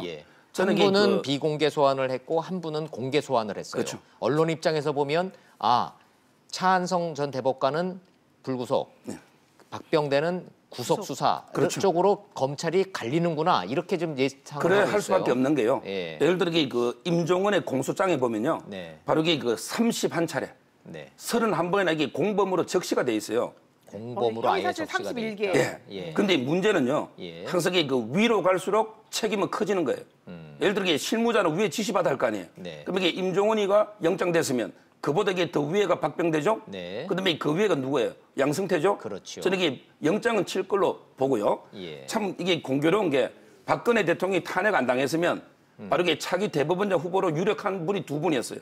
바로 이게 차한성하고 박병대 두 분이. 왜냐하면 이게 그 차한성은요, 바로 이게 정통 TK, 며느리 그 철벽 수문장이라고 상당히 그 법조계 실력을 인정받는 분이고, 따라서 이분하고 그다음에 그 박병대는요, 바로 이게 카리스마 할 때 카리스마. 따라서 두 분 다 나름대로 박근혜 대통령 정권하고 상당히 유착되어 있었기 때문에 어떻게 보면 두 분이 지금 이게 가장 조사를 심하게 받고 있는데, 조금 전에 말한 것처럼 임종원하고 비교해 보면 저렇게 영장 청구는 불가피하지 않을까 이렇게 예상하는 거예요. 실력도 실력이었지만 여담입니다만은 박병대 전 대법관 같은 경우에는 주량이요. 보통 평균 사람들의 이 주량에 한 10배쯤이라도 절대 과언이 아닐 정도로, 과장이 아닐 정도로 주량까지도 엄청나게 셌던 분으로 유명하셨던 분입니다. 뭐 본 사항과는 상관없는 내용입니다. 그런데 앞서 뭐 서정욱 변호사님이 그러니까 박근혜 정부가 만약에 그러니까 지난 연말까지 갔다고 한다면 지난해 7월달에 대법원장이 교체됐기 때문에 아마 상당히 됐을 가능성이 높다고 말씀하셨는데, 사실 그러니까 문재인 정권이 들어서고 난 뒤에 그 신임 대법원장 임명을 하지 않았습니까? 그때도 사실 이 지금 박병대 대법관이 강력한 후보로 청구가 됐던 것도 제가 알고 있거든요. 사실 뭐 이 박병대 대법관 주량도 세지만 이분은 또 상당히 입지전적인 스토리를 갖고 계시잖아요. 야간 고등학교 야간 고등학교로 오고, 그러니까 아주 정말 진정한 흑수저 출신이네. 그러니까 영주 출신에서 나와가지고 그래갖고 고등학교 못 갈 정도 됐을 때 서울에 있는 야간 고등학교 나와서 진짜 입지전적인 그 스토리를 갖고 계신 분이기 때문에, 그리고 또 공교롭게도 문재인 대통령하고 또 연수원 동기입니다. 맞아요. 또 사법고시 동기고. 그렇기 때문에 상당히 문재인 대통령 아마 이분을 잘 아실 거예요. 그럼에도 불구하고 이분이 안 됐거든요. 그 부분에 대해 보면 아마 이 지금 상당히 그동안 그 법관으로 재직하면서 보여줬던 그러한 모습들이 나름대로 법률적인 상당히 뭐 해석이나 뭐 판결문을 잘 쓰고 그러한 부분은 상당히 탁월했던 것은 사실이지만, 그러나 본인이 그 흑수저 출신임에도 불구하고 뭔가 좀 이 사회에 대한 그 이해도나 그리고 또 이 법원 내에서의 그런 좌우를 아우르는 그런 부분들에 대해서는 조금 한쪽에 치우침이 있었다는 그런 편도 있었던 것 같아요. 그런 것들 때문에 아마 결격 사유가 된 것 같은데, 문제는 제가 생각했을 때는 지금 이제 실정법을 위반한 혐의로 어제 피의자 신분으로 소환됐다는 거 아니겠습니까? 그렇다고 한다면 진짜 조금 잘 됐으면 대법원장까지 갔을 수 있는 인물이 지금 이렇게 이 사법 처리의 이 대상이 됐다는 그 자체가 과연 지금 우리가 정상적인 그동안의 삶을 살아왔는가를 되돌아보는 또 하나의 시사점을 던져준다는 것이죠. 뭐 시청자들이 보시면서 무슨 소리들 하는 거냐 그러시지만, 사실은 박병대 전 대법관 지금 피의자 신분으로 저 모습을 보면서 많은 사람들이 실제로 그 얘기를 합니다. 실제 저도 들은 얘기인데, 흑수저 그러지만 흑수저조차도 없이 맨손으로 밥을 먹었던 내 입장에서는 흑수저도 호강이라는 얘기를 하실 정도로 입지전적인 인물이었고, 판사로서의 기능과 판사로서의 실력만 놓고 보면 대한민국 넘버원이라고 그래도 과장 아니죠? 그럼요. 사실 저는 박병대 전 대법관 잘 알아요. 근데 그 중앙법원에서도 수석하시면서 엄청나게 활동 많이 하셨었고, 법률도 되게 뛰어나시고, 사실은 신화였죠. 레전드였는데 인간적으로도 따르는 사람들이 많았어요. 후배들도 많이 따랐고. 그러니까 그 위아래 친화력도 되게 좋았고, 근데 이런 모습으로 사실은 서게 된 것에 대해서 상당히 가슴이 아픕니다. 그러니까 임종원 전 차장도 마찬가지고, 지금 사법농단의 핵심이라고 불리는 분들 사실 대부분의 경우가 그동안에 우리들이, 그러니까 법조계에서 봤을 때는 참 사람이 괜찮은 사람이다라는 식의 생각을 가질 수밖에 없게끔 하는 요소들이 많았던 분들이에요, 사실은. 그래서 자, 그러면 우리 얘기 나온 김에 이 얘기 한번 좀 저 세 분 의견 좀 한번 제가 구해보죠. 그 블랙리스트라고 하는 거기에 판사들을 성향을 분류를 해서 정말 문제 있는 판사들하고 한묶음을 해서 블랙리스트를 만들었는데 거기까지 문건이 나왔으니까 할 얘기가 없습니다. 이건 팩트입니다. 결재란에요. 임종원, 박병대, 양승태가 딱 결재가 돼 있습니다. 이렇게 서명이 돼 있어요. 저기 이렇게 자세히 보시면 맨 위에 칸 보시면 시청자 여러분들도 보이실 겁니다.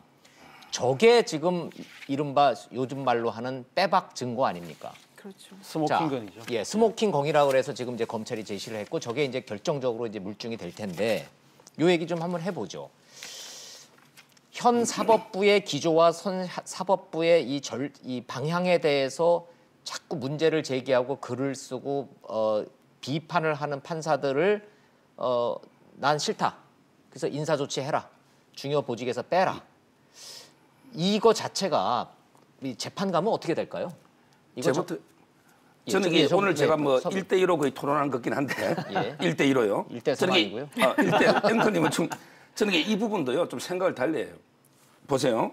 예를 들어 그 블랙리스트라는 게 대법관 바로 이게 대법관 인사할 때 이걸 비판했다는 이유로 자천했기 때문에 이게 블랙리스트다 이런 보도 아닙니까 지금? 네. 그렇죠? 네. 그럼 이게 예를 들어 대법관에 대해서 이게 비판할 때 정말 이게 합리적이고 뭔가 이게 팩트에 근거한 비판을 했느냐? 아니면 이게 근거 없는 모욕을 하거나 근거 없는 이게 비판을 했느냐? 이게 지금 팩트가 안 드러나 있잖아요. 근데 이게 문건만 보면 대법관 후보에 대해서 비판글을 올렸기 때문에 이게 무조건 잘못됐다. 이래 돼 있잖아요. 네. 그럼 이게 과연 어떤 글인지 어떤 대법관에 대해서 이게 뭐가 어떤 비판을 했길래 됐는지 이걸 봐야 되는 거예요. 근데 예를 들어 제가 한번 들어볼게요. 예를요. 예. 예를 들어 제가 방송하면서 문재인 대통령을 비판해요. 근데 문 대통령이 소득주도 선택이 잘못됐다. 이렇게 제가 합리적으로 비판했어요. 근데 이것 때문에 대통령을 비판했다고 제가 이게 방송에 배제되면 이건 잘못된 거 맞죠? 이건 이게 블랙리스트예요. 근데 제가 문 대통령을 비판하면서 야 이게 문 대통령이 김정은하고 어쩌고 저쩌고 하면서 이게 가짜 뉴스거나 팩트가 안 맞는 제가 비판을 했다. 네. 그럼 이게 제가 방송에 배제되는 게 그게 맞죠? 그럼 이게 방송하고 비교를 하시니까 제가 갑자기 적절한 제가 드리는 말씀은 예. 대법관 후보에 대해서 정말 이게 그 합리적으로 제가 알기로요. 뭐 상고법원에 대해서 양승태 대법원이 가장 중요한 게 상고법원이에요. 예. 근데 제가 논리적으로 상고법원은 이런 이유로 안 됩니다. 이렇게 비판해 가지고 불이익받은 판사는 제가 알기로는 없다고 저는 많이 들었어요. 그러나 그 문건에 보면 그랬다면 잘못된 거예요. 예, 이 검찰이 분석을 해낸 그 문건만 놓고 보면 논리적 근거 여부를 따지는 게 아니고 이 법원 행정처의 기본 방향에 대해서 글을 올렸다라는 사실만으로도 같이 블랙리스트에 합류시켜서 그러니까 좌천. 제가 결론 내리면 예. 저렇게 상고법원에 대해서 법리적으로 순수하게 비판했는데 이걸 가지고 이게 좌천시키면 그건 잘못된 거 맞아요. 네. 그건 전제하고. 그런데 그게 아니고 대법관 후보도 마찬가지인데 만약에 근거 없는 팩트가 아닌 이런 이게 비판을 당해서 불이익을 받았다면 그건 이게 정당이기 때문에 이 내용을 먼저 과연 이게 대법원 후보에 대해서 어떤 내용이 비판을 했는데 어떻게 됐다. 이걸 먼저 팩트를 확인하자는 거죠. 저는 그게 지금 참 상당히 왜 접근을 자꾸 잘못하시는지 제가 이해를 했어요. 정말 접근이 잘못된 건데요. 왜 그러냐면 법관은 그냥 법과 양심에 따라 판결만 하면 되고 판결의 결과를 가지고 인사고과가 정해지면 되는 거예요.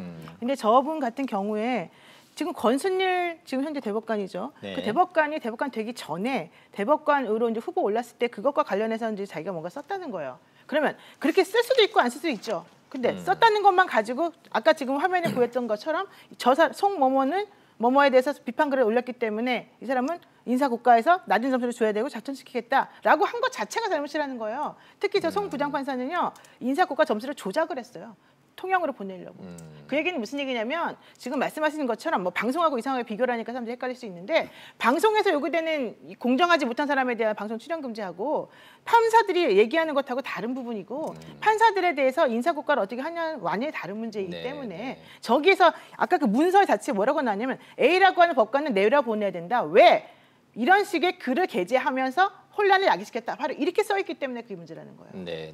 판사들은 그 부분에 대해서 좀 경노하는 것 같습니다. 저도 한 말씀 드리면 앞서 제가 그 판사를 어떻게 보시냐 말씀하셨잖아요. 네. 제가 법과 양심에 따른다고 그랬는데 저는 이 사법부의 블랙리스트가 상당히 문제되는 이유 중에 하나가 저는 이 판사들이 법과 양심에 따라서 판결하는 것이 아니라 오로지 법이라는 텍스트에만 파묻혀서 판결할 가능성이 높다는 것이죠. 그러니까 지금 이 사법부의 고위층들이 그러면 문제법관에 대해서 소위 말해서 지금 하는 이유가 뭡니까? 이 법과 양심이 따른다는 이야기는 상당히 법률적 해석이 외에도 양심이 따른 재량적 해석이 가능하다는 거 아니에요. 네. 그 여지를 확 줄이겠다는 뜻이거든요. 그렇기 때문에 상당히 어떻게 보면 공정한 그 재판이 이루어질 가능성을 원천적으로 봉쇄하는 그런 측면에서 상당히 문제가 있는 것이죠. 네. 그렇기 때문에 앞서 방금 서정욱 변호사님 말씀하신 것처럼 지금 뭐 이때 특정 그 대법관 후보에 대한 그런 뿐만 아니라 지금 그 법원 고위층들의 사법 행정에 대해서 여러 가지 하는 행동에 대해서 지금 일선 이 그 법관들이 자신의 양심 소리를 내부 게시판에 올렸는데 그런 부분들을 지금 목소리를 아예 없애려고 했던 거 아닙니까? 그런 부분들이 결국은 법과 양심에 따른 재판이라는 그 기본적인 원칙을 뒤흔든다. 그렇다고 한다면 뭐 그런 식으로 일부선 법관들의 양심을 제어할 것 같으면 차라리 인공지능 AI에게 재판을 맡기는 것이 오히려 더 빠르지 않을까요? 그 지금은 뭐 판사들이 막 그 내부 게시판에다가 양심에 따라서 그냥 막 글 막 올리나요? 지금도 올려요. 예를 들면 김시철 고등법원 부장판사가 있는데 김시철 고등법원 부장판사의 판결에 대해서 사람들이 이제 한창 얘기가 좀 있었어요. 그분이 예전에 그 국정원 댓글 관련해가지고 뭐 원세훈 그분에 대해서 판결 내린 것과 관련해서 근데 그분이 또 본인의 입장을 쭉 올렸잖아요. 반박하고. 예컨대 그런 식으로 올렸다고 하는 것만 가지고 그 사람을 자천하는 게 맞느냐? 이거랑 좀 같은 얘기거든요. 그것 때문에 요즘은 하여튼 그 글 올린다고 뭐 인사상 불이익 주고 이러지는 않겠죠. 아니 그리고 원래 글을 올린다고 해서 인사상 불이익을 주면 안 되는 거죠. 원래. 안 되죠. 그러면 그동안에 만약에 대법원장을 칭송하거나 국가를 막 좋아하는 것처럼 글을 올리면 그 사람들에 대해서는 그럼 칭찬해서 더 좋은 자리를 보내도 됩니까? 그거 아니잖아요. 좋습니다. 이런 상황에서 그 블랙리스트가 존재했다라는 이유만으로도 판사들은 지금 경로했고 탄핵 얘기를 하셨는데 결국은 다시 좀 국회 얘기로 좀 가야 되겠습니다. 차 교수님, 이거 국회로 가면은 표결까지는 갈 것 같습니까? 탄핵 표결?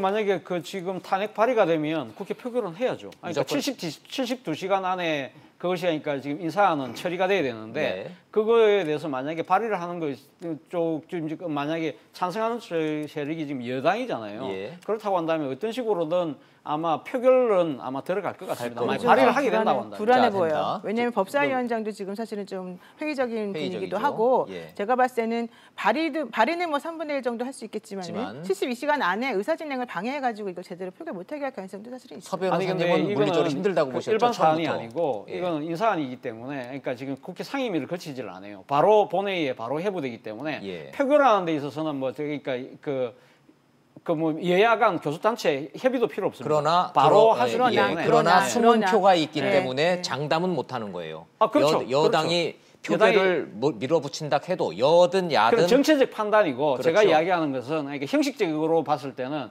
이것은 그러니까 가능할 수 있다는 이야기. 그러면 차 교수님 전망대로라면 분명히 발의할 것이고 발의는 하려고 할 것이고 표결까지 갈 가능성이 있다. 발의를 만약 한다고 한다면 아마 형식적으로는 표결까지 갈 수밖에 없을 거예요. 안 할 수 있겠어요? 판사들이 해달라는데 여당이 이거를 그냥 들고서는 여당이 발의를 안 해놓고 해요? 표결을 안 한다? 이거는 자기 기만이잖아요. 그렇죠. 그건 안 할 수가 없는 거죠. 자, 그렇다면 논리적으로 얘기를 하다 보면 결국은 표결까지 간다라는 얘기로 들리는데 서 변호사님은 저는 이게 발의도 쉽진 않을 것 같아요. 발의 자체가 안 될 것 같다. 만약에 이게 부결됐을 때 바로 이게 후폭풍이 불 거 아니에요. 만약에 부결됐을 때는 여당이 정치적 부담을 질 수밖에 없거든요. 따라서 이게 확실한 표 계산이 나와서 통과될 게 예상되면 몰라도 지금 상태, 지금 이게 수사가 진행 중에 있고 뭔가 이게 아직 확정도 안 된 상태에서 저는 이게 여당이 함부로 발의했다가 나중에 부결되거나 했을 때는 또 이게 부담도 있기 때문에 저는 쉽지 않은 저도 그 의견은 그러네요. 또 그 말씀들을 또 듣고 보니 그러니까 서정욱 변호사님 저 말씀은 제가 동의를 합니다. 그러니까 여당 입장에서도 발의를 해서 표결 그러니까 통과될 가능성이 자신 없으면 아마 발의를 안 할 거예요. 발의를 했다고 한다면 아마 그대로 갈 겁니다. 노 변호사님도 발의 자체도 쉽지 않을 거라고 얘기하셨으니까 그 말씀이 됐고 한 가지 변수가 더 있잖아요. 지금 예산. 아니 지금 여당 입장에서는 지금 예산이 지금 꽉 막혀 있는데 이 문제까지 갖다 얹어서 이게 또 더 얼어붙으면 예산도 안 되고 괜히 법관 탄핵 때문에 좀 뒤죽박죽 되면 이거 죽도 아니고 밥도 아니고 될 텐데. 그건 아닌 것 같은데. 민주당 입장에서는 예산 관련해서 특별히 뭐 불편하거나 힘들 게 없지 않습니까? 아니 왜 안 힘들어요? 예산 소위 구성이 안 되고 있잖아요 지금. 그러니까 요거는 시청자 여러분들을 위해서 요 얘기는 좀 해야 돼. 예산을 통과를 시키려면 예산 소위에서 교섭단체끼리 막 싸워야 되는데 소위 구성이 전통적으로 15명이죠. 그렇죠. 예. 근데 지금 민주당이 16명으로 더 늘리자는 거죠. 예. 이거 합의됐습니까? 합의 안 됐습니다. 아직 안 됐죠. 될 것 같아요? 안 될 것 같아요. 안 될 가능성이 좀 있죠. 그럼 근데 어떻게 저는 합의가 안 되면 예결 소위에 15명이 16명 솔직히 그건 별로 중요하지 않습니다. 국민들 입장에서는 왜냐하면 15명이면 어떻고 그러니까 16명이면 예결 어때요? 소위 자체가 예. 거기서 15명, 16명이라서 표결로 하는 건 아니거든요. 결국은 잘 그렇잖아요. 아시다시피 예. 예결 소위에 또 소소위가 만들어집니다. 그렇죠. 거기서 여야 간사 뭐 그리고 예결위원장, 기재부 차관 정도 모여 앉아서 결국은 주고받기 해서 끝내거든요. 사실 국회의원들은 그렇기 거기에서 때문에, 쪽지 예산 그렇기 때문에 주고받으면서 이거는 재미 보는 일종의 거 아니에요? 명분 싸움이고 예. 명분 싸움인 것이고 15명이 16명이 그건 별로 중요하지 않습니다. 별로 중요하지 않고 네. 어차피 여야가 이걸 통과시키겠다고 마음만 먹으면 아마 밤새 뚝딱해서 만들어낼 수 있습니다. 만들어낼 수 있는데 앞서 우리 노영희 변호사님이 민주당이 별로 그렇게 서두르지 않아도 된다는 이야기는 바로 국회 선진화법 때문이거든요. 자동 부의. 예, 자동 부의 조항이 있다는 거죠. 자동 부의가 있다면 11월 30일까지 만약에 이것이 여야가 합의를 못하면 그럼 12월 1일 날 본회의에 자동적으로 정부 원안이 그대로 올라갑니다. 올라가는데 지금 민주당은 129석에 불과하지만 네. 이 지금 뭐 정의당이나 또 평화민주당하고 이런 소위 법력권들 모으면 가반 넘어가거든요. 예. 그렇다고 한다면 그냥 밀어붙여가지고 정부 예산은 470조 5천억 그대로 통과시킬 수 있어요. 예. 그렇다고 한다면 여당 입장에 상당히 여유가 있는 것이죠. 야당 입장에서는 어떻게 잘못하면 이 닭 쫓던 게 지붕 쳐다보는 격이 될 수가 있어요. 그렇기 야당이. 때문에 저는 그렇다고 잠깐만 여당은 그럼 만만할 수 있느냐? 그렇지는 않다는 거죠. 만약 일종의 그런 식으로 정부 원안 그대로 통과시킬 경우에는 그건 어떻게 보면 정치적으로 날치기거든요. 예. 그렇게 대한 후폭풍도 있기 때문에 결국은 저는 여야가 머리를 맞댈 거라고 봅니다. 아직 시간은 저는 시간이 있다고 좀 봅니다. 있다. 예. 저는 이게 개인적으로요. 네. 어떻게 예산안은 어떤 경우도 이게 정쟁의 도구가 돼서는 안 돼요. 저는 이게 어떤 이슈가 있더라도 일단 예산을 충실하게 심사해서 네. 정말 이게 그 잘못된 예산은 깎고 네. 이게 저는 필요하다 보거든요. 따라서 이게 야당이 다른 자꾸 이슈 가지고 예산을 결합시켜서 저는 이게 그 파탄에 가는 거는 잘못됐다. 제가 이게 야당도 비판합니다. 그렇지만 또 이게 중요한 게 그런 게 솔직히 야당이요. 이런 경우 아니면 이게 정부에 요구할 때 별로 이게 협상력이 없잖아요. 그렇죠. 따라서 이게 저는 야당 요구는 뭐냐면 서울교통공사 네. 이걸 이게 국정조사 좀 해달라. 국정조사라는 거죠. 그다음에 조국 민주수석 빨리 이게 해임해라. 뭐 이런 걸 이게 지금 연계로 하고 있는데 저는 이게 교통공사 국정조사 있잖아요. 이거는 이게 좀 하는 게 맞지 않나.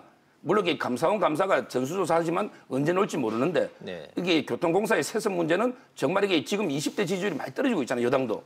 따라서 이거는 어떤 취업 이런 중요한 문제이기 때문에 이번 기회에 저는 여당이라는 게 항상 칼자루를 쥐는 건 여당 아닙니까? 네. 국정 운영에 1차 무한 책임을 지고 있는 거예요. 이번 변호사님. 기회에 야당한테 좀 선물을 줘서 저렇게 협치하면서 이게 풀어나가는 게 정치력이 아닌가 네. 이래 봅니다. 서 변호사님 그냥 국회로만 보내면은 그냥 다 될 것 같기는 한데 그게 말처럼 쉽지는 않죠. 또 합리적인 때가 있어요. 예, 그 합리적인 대안을 합리적인 대안을 제시를 해주셨어요. 국민들 이렇게 여론을 이렇게 전체적으로 보면 조국 민정수석 해임안 같은 경우에는 저번에 의뢰의 하는 정치 말이다. 공세거니 이런 게 대체적인 여론인 듯하고 국정조사 부분은 서 변호사님이 얘기를 하셨으니까 거기 좀 여쭤보죠. 노 변호사님은 찬성이십니까 반대십니까? 사실 저는 뭐 그렇게까지 할 필요가 있냐 이 생각은 하긴 하는데 민주당 입장에서는 감사원 조사하니까 네, 그 결과 그러니까. 보고하자라는 그렇지만 거잖아요 지금. 어쨌든 간에 민주당이 지난번에도 국정조사 할 수 있다라고 여지를 남겨뒀었기 때문에 예. 실제로 지금 그것 때문에 만약에 뭐 이런 심의가 좀 문제가 되고 국회를 전체적으로 보이콧하는 상황이 벌어진다면 민주당 입장에서 과감하게 그럼 국정조사 합시다라고 할 수도 있는 거죠. 저는 그거 가지고 이렇게 싸울 필요는 전혀 없는 문제라고 봅니다. 네.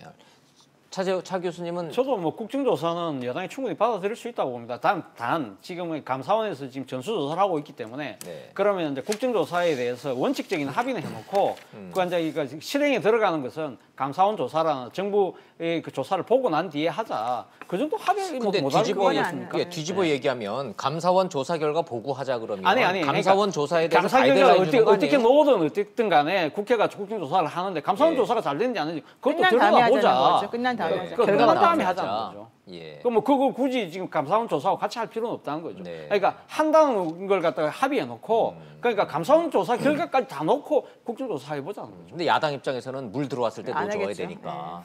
그러면 이제 타이밍 그러면 놓친다고 지나치게 이제 생각하잖아요. 정쟁하로 정쟁이라고 보이기 때문에 보시는구나. 그러니까 야당 입장에서도 상당히 그걸 계속적으로 고집하기는 힘들다는 거죠. 예. 원칙적으로 수용을 한다는 좋습니다. 것만 합의만 하면 저는 충분히 타입 가능하다고 봅니다. 좋습니다. 그럼 국민들이 제일 궁금해하는 예산 통과 안 될까 봐 걱정하는 거는 국민 여러분들이 하실 필요 없는 신경 안 거죠? 써도 될 것 같아요. 저는 뭐 충분히 이때까지 우리나라가 지금 정부 수립 70년이 됐습니다만 국회가 그러니까 12월 30일 그러니까 회계연도 끝날 때까지 통과가 안 됐어.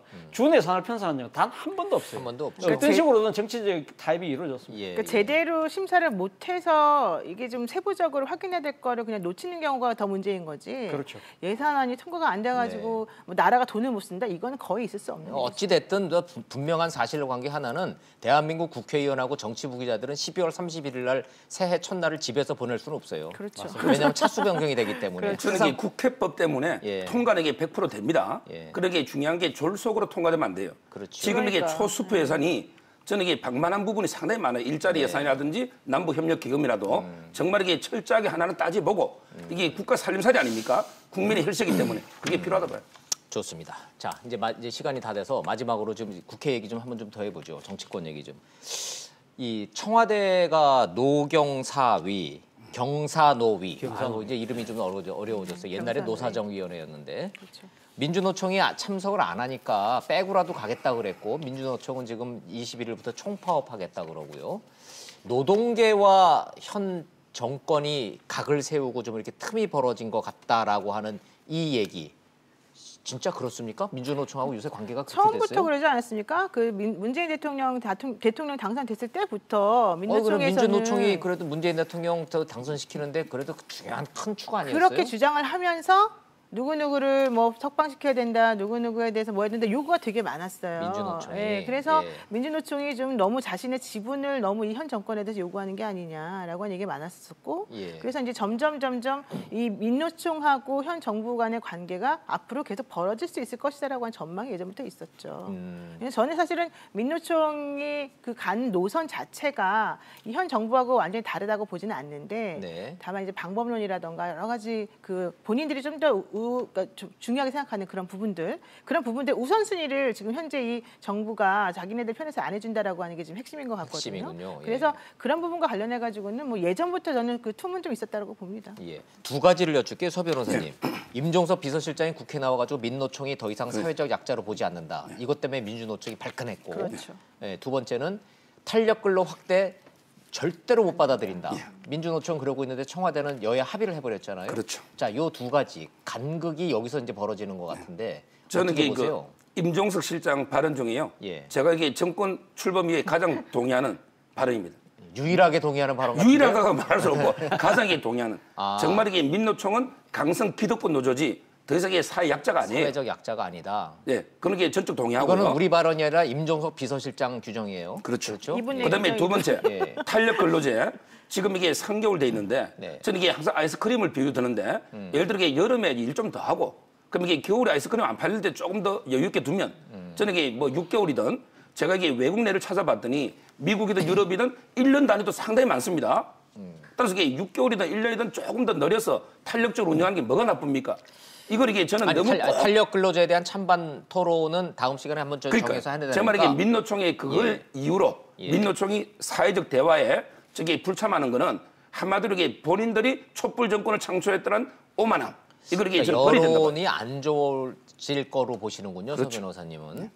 이게 그럼 노정이 밀월 관계가 끝났다. 정치적으로 이렇게 해석해도 가능할까요? 차 교수님 그렇게 어떻게 판단이 보세요? 조금 섣부른 것 같고요. 너무 이르고. 그러니까 지금 문재인 대통령, 문재인 정부 입장에서는 아마 지금 민주노총과의 관계가 이렇게 바탕으로 가는 것은 결코 원하지는 않을 겁니다. 원하지 않을 거다. 경제사회 노동위원회 자체가 사회적 대화기구거든요. 그러니까 이게 지금 여기서 다뤄야 될 게 노동계획뿐만이 아니라 국민연금이라든지 지금 우리 사회가 갖고 있는 여러 가지 고질적인 문제들을 다 논의해야 되는데 이 부분에 대해서 지금 민주노총이 자신들의 요구를 내걸면서 이 지금 이 경사노위에 지금 참석 안 하겠다는 거 아닙니까? 그런 측면에서 본다고 한다면 그렇다고 해서 지금 뭐 두부 못 자르듯이 아예 그분들을 배제하고 가겠다는 건 아니거든요. 지금 당장은 문재인 정부 입장에서 일종의 골든 타이밍을 놓치고 있다. 그렇기 때문에 중요한 몇 것은 그냥 이렇게 밀어붙이는 한이 있더라도 어떤 식으로든 아마 민주노총을 껴안고 가려는 노력은 포기하지 않을 겁니다. 근데 탄력 근로제가 사실은 왜 반대하냐면 불안해서 그러는 거예요. 믿지 못하기 때문에. 악용될 가능성이 높기 때문에. 물론 이해찬 대표가 악용되지 않게 하겠다고 했지만 그럼 그걸 구체적으로 어떻게 할 것인가를 알려주면 또 얘기가 될 수 있는 거죠. 어찌됐든 이번 주에 민주노총은 총파업을 예고하고 있고 한국노총은 지금 문재인 정부의 탄력근로제 확대를 반대하는 전국 노동자 대회를 좀 열고 있고 대통령과 이 여야는 탄력 근로제 확대해서 이 경기 불안과 기업들의 그렇죠. 어려운 거를 좀 말을 들어줘야 되겠다는 거고 뭔가 좀 합일점이 하려면 상당한 대화가 필요해 보이는데 접점이 잘 안 보이는 현실입니다. 자, 이런 상황에서 이 노정 간의 갈등 부분을 정부가 어떻게 풀어나갈지 그 앞길은 시청자 여러분들과 함께 잘 지켜보도록 하겠습니다. 오늘 말씀 여기서 정리하겠습니다. 잘 들었습니다.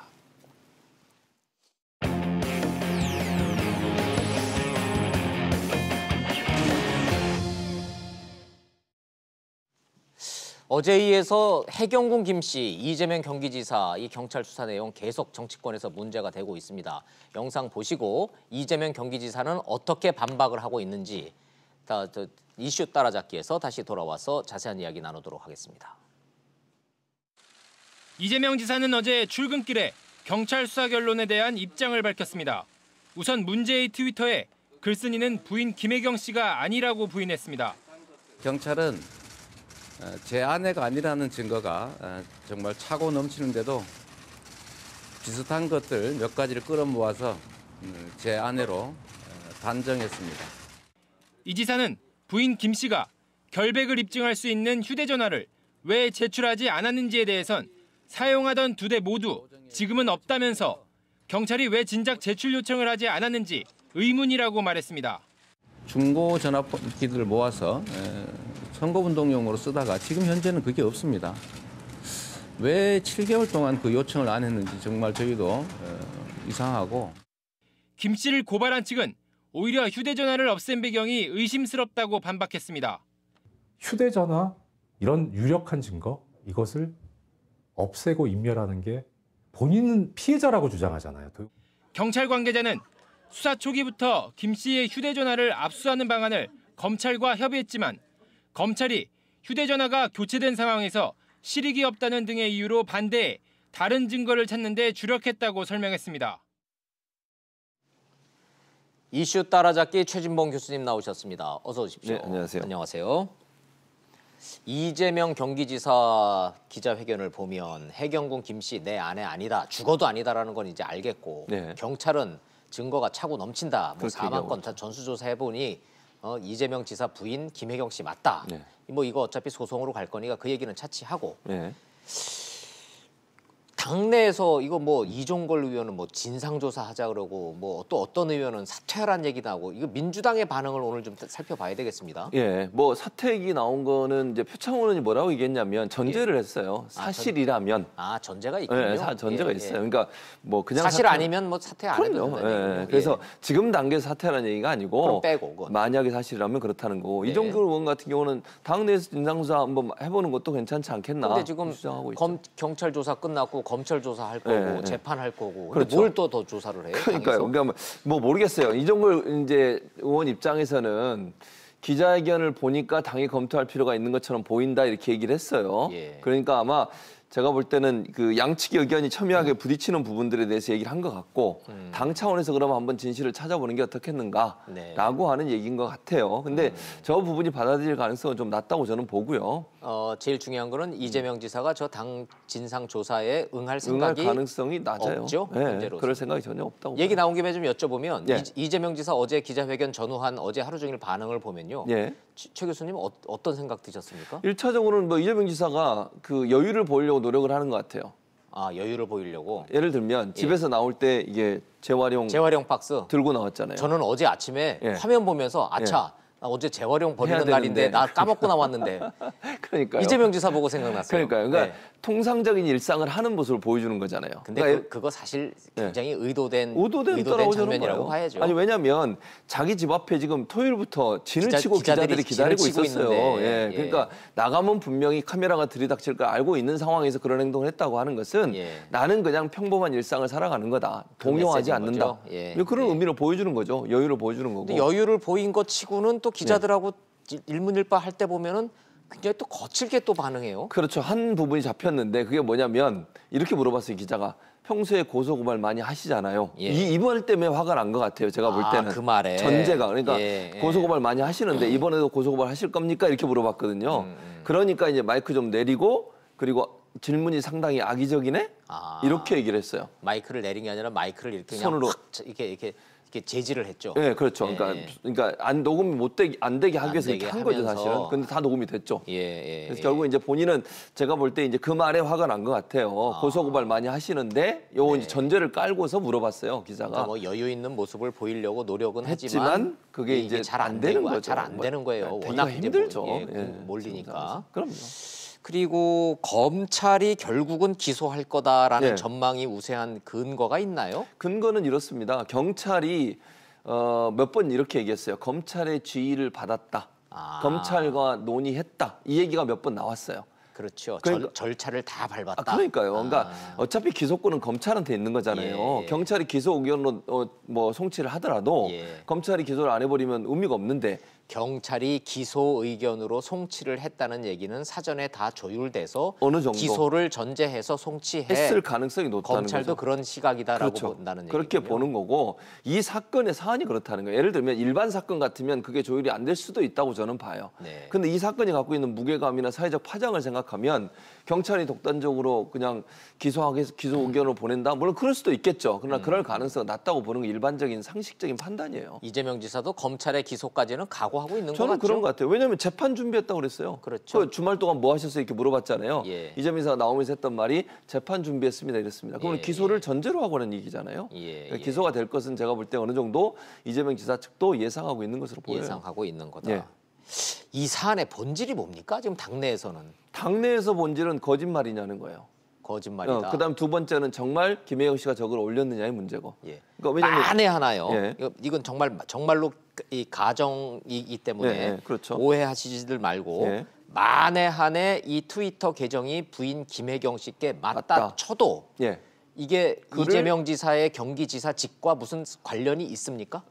이게 그러니까 유죄가 나오면? 유죄가 나와도 관련은 없어요. 아무 관련 없잖아요. 아무 관련 없어요. 그럼에도 불구하고 그러니까 지사직은 유대한다 하더라도 민주당 내에서 이재명 지사의 입지라든지 또는 정치적인 어떤 도덕성 이런 부분은 치명상을 입게 되는 거죠.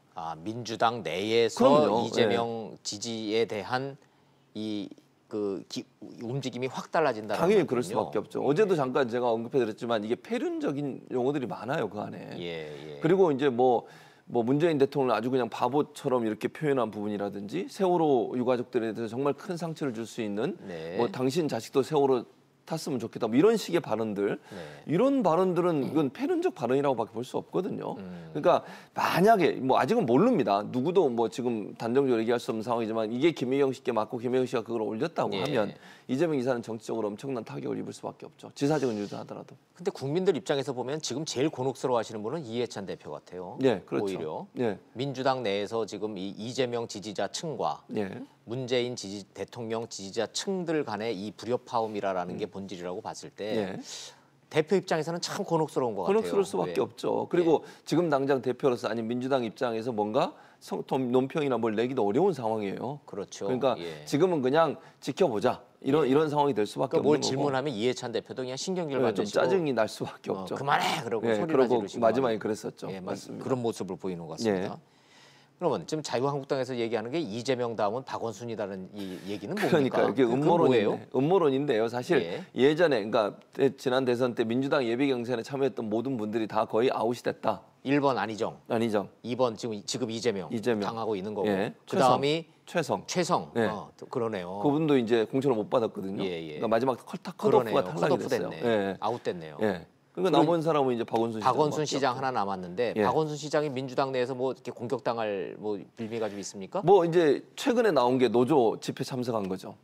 노조 집회 참석한 문제가 거. 이제 약간 있는데 지금 당장 근데 그 문제가 크게 민주당 내에서 원내에서 별로 그렇게 문제 삼는 것 같지 않던데요. 근데 이제 김성태 원내대표가 뭐라고 얘기하냐면 추이를 보니 다음번은 박원순이다 이렇게 생각을 하는 거예요. 근데 그래서 제가 음모론이라고 아까 말씀을 드렸잖아요. 이게 사실이냐 아니냐의 문제는 아닌 것 같아요. 제가 볼 때는 아니라고 저는 보는데 자유한국당 입장에서는 우연의 일치일 수 있지만 그 당시에 예비 경선에 나왔던 모든 사람들이 다 이런 식으로 이게 어쨌든 정치 무대에서 일정 부분 좀 물러나는 모습을 보여줬으니 유일하게 남은 사람이 박원순 시장이니까 혹시 아닐까라고 지금 음모론을 펴는 건데 저는 그건 아니라고 봐요. 왜냐하면 이 보세요.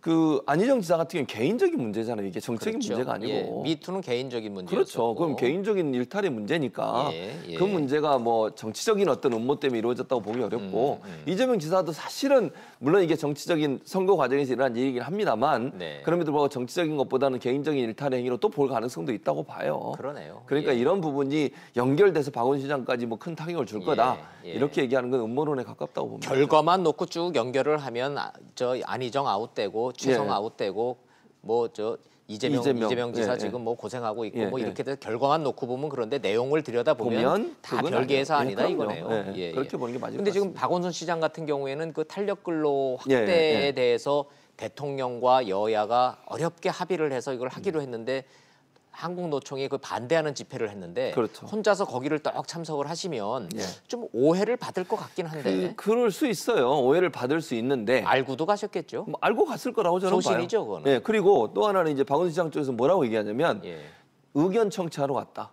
반대 의견 청취하러 갔다. 이런 얘기거든요. 그러니까 정부의 의견과 결이 다른 게 아니고 박원순 시장이 맞아요. 정부가 추진하는 부분에서 일정 부분 동의하고 또 노조의 의견도 일정 부분 동의하고 뭐 중간자적 입장이 있는 것 같아요. 그렇다 하더라도 책임 있는 사람이 가서 노조가 뭔 얘기를 하는지 뭐가 불만인지 하는 부분을 현장 가서 들어보려는 의도를 가지고 갔다 이렇게 지금 얘기를 하고 있거든요.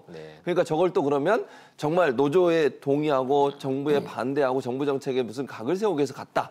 또는 일부의 한나라당, 지금 한나라당 자유한국당이 뭐 자기 정치한다 이렇게 주장을 하는데 그건 아니다라고 지금 박원순 시장은 얘기하고 있는 거죠. 그러네요. 예. 알겠습니다. 자, 근데 이제 마지막으로 우리 좀 안타까운 얘기를 좀 안 할 수가 좀 없는데 그 인천에서 그 중학생 출학사 한 거 있잖아요. 이거 시간이 지나면서 사안을 들여다보면 들여다볼수록 기가 막힌 지금 사연들이 나오고 있는데 맞습니다.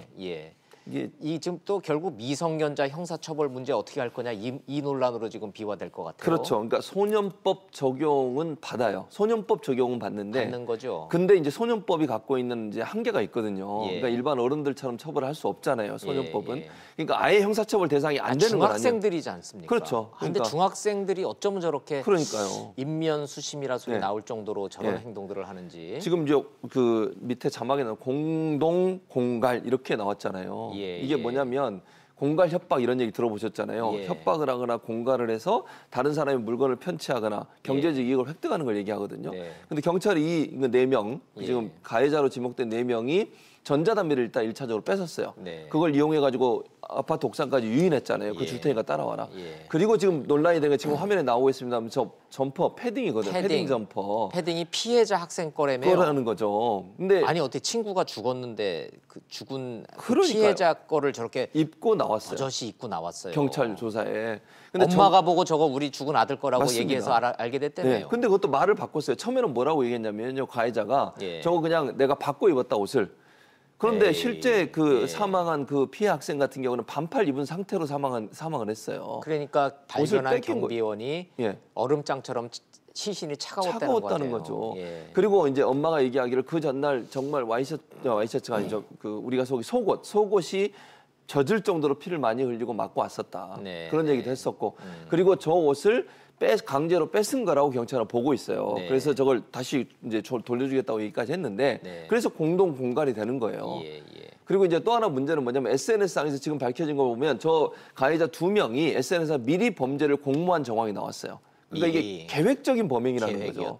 우연히 일어난 것도 아니고. 그러니까 이런 것들을 본다고 하면 정말 참 뭐 이게 학생이니까 뭐 어느 정도 좀 뭐 그런 마음이 생기기도 하지만 저 정도까지 하는 학생이라면 과연 그러면 저런 학생들을 소년법을 통해서 나이가 어리다는 이유로 처벌을 감해주는 게 맞느냐 하는 부분에 또 논란이 있을 수밖에 없는 상황이라고 보입니다. 음주 감형 안 된다라는 국민 여론과 함께 이번 사건은 미성년자들이라는 이유로 봐줘서는 안 된다라는 국민 여론이 있기 때문에 저희가 지금 이런 고민을 좀 하고 있는 거죠. 법적으로 이거 계속 논쟁이 되겠죠. 논쟁이 되겠죠. 될 수밖에 없어요. 지난번에 소년법 폐지 청원 올라간 적이 있었잖아요. 한번. 그때 왜냐하면 그때는 학생들이 또 부산에서 막 철제 의자로 막 학생이 또 때리고 이런 적이 있었거든요. 지금 비슷한 상황이라고 저는 봐요. 그것도 지금 생명을 잃었잖아요. 결국은. 맞습니다. 저럼에도 불구하고 소년이라는 이유로 소년법 적용을 받는 것에 대해서 다시 한번 검토할 필요가 있다. 그러니까 정말 엄중한 범죄가 있을 경우에는 소년법 적용을 좀 예외로 하는 방안들을 좀 고민해 볼 필요가 있다는 생각이 듭니다. 네, 어른으로서 우리 사회가 왜 이렇게 점점 험해지고 험악해지는지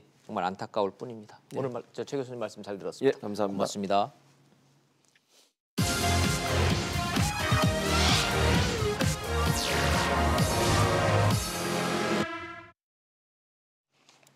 양승태 대법원장 시절 법원 행정처가 무소불위였다. 윗선 형사처벌과는 별개로 관련 법관들을 탄핵돼야 마땅하다. 오죽했으면 일선 판사들이 이런 결론을 냈을까 싶긴 합니다. 근데 누굴 탄핵한다는 건지 들여다보면 좀 복잡해집니다. 이른바 사법농단 관련 판사, 시민단체는 6명을 지목했습니다. 현 대법원은 13명을 징계한답니다. 검찰 조사받은 피해의 판사는 셀 수도 없고 공소장에 적힌 판사만 30명이 넘는답니다. 국회 탄핵과 헌재 결정을 거치려면 누가 어떤 죄목으로가 명확하게 명기돼야 되는데 그 기준이 뭐가 될지가 궁금합니다. 혐의가 중한 순으로 일렬로 쫙 세운다면 6번까지다. 그럼 7번과 8번은요? 징계가 13명이다. 그럼 14번, 15번은요? 또 검찰의 기소 기준은 뭐가 될까요? 전 이런 이유로 이 본질과 핵심이 국회에서 여야 간 이견이 아니라 법관들의 묻지마 결정 그 자체라고 봅니다. 법대로 한다는 판사들이 묻지도 따지지도 않고 그동안에 언론에 거론된, 검찰에 소환된, 문건에 적힌 판사들 중 누구는 탄핵하라. 판사들이 내린 결론치곤 법적, 논리적 근거가 좀 부족한 거 아닌가 이런 생각을 떨쳐내기가 어렵습니다. 105명이 표결했다는데 탄핵 찬성 53명, 반대 43명, 기권 9명. 찬성 판사가 1명만 더 적었으면 탄핵 촉구는 부결됐을 겁니다. 1명 부족했던 찬성하지 않은 판사 52명, 기권 포함해서 그들의 논리는 뭐였을까 궁금합니다. 직설 마칩니다. 시청해 주셔서 고맙습니다.